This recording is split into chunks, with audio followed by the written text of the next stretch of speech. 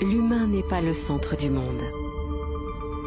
Perdu au fin fond du cosmos, il partage une planète anodine avec des millions d'autres espèces, toutes uniques et fascinantes, dont il dépend entièrement pour son bien-être et pour sa survie. Poussière dans cette immensité, l'être humain ne semble pas si exceptionnel. Et pourtant, en suivant sa propre voie, l'humain a maîtrisé les éléments, repoussé ses prédateurs, combattu la faim et la maladie pour survivre, puis s'épanouir, et enfin conquérir. Il a inventé la philosophie, l'art, la science. Il a développé l'altruisme, changé d'échelle la portée et le volume de sa communication, de ses échanges et de sa réflexion. Et il s'est imposé des valeurs, une morale, une éthique.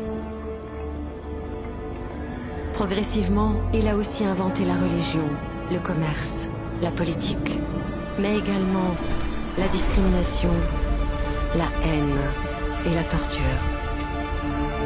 Il a développé le consumérisme, la destruction des terres et des mers, l'exploitation des autres espèces en même temps que de la sienne. L'homme a réussi la prouesse de souiller les plus hauts sommets du monde et les plus profonds océans,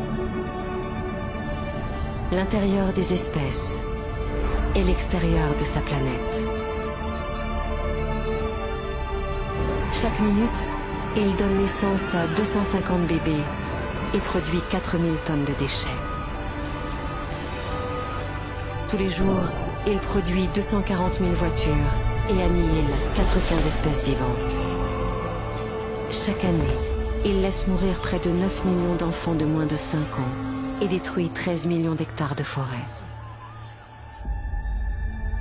L'homme semble privilégier la croyance au savoir, l'avoir à l'être, et l'image du bonheur au bonheur lui-même.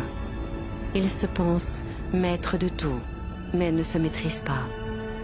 Il est la seule espèce à avoir développé la capacité de détruire son propre environnement sans avoir développé la sagesse de ne pas le faire.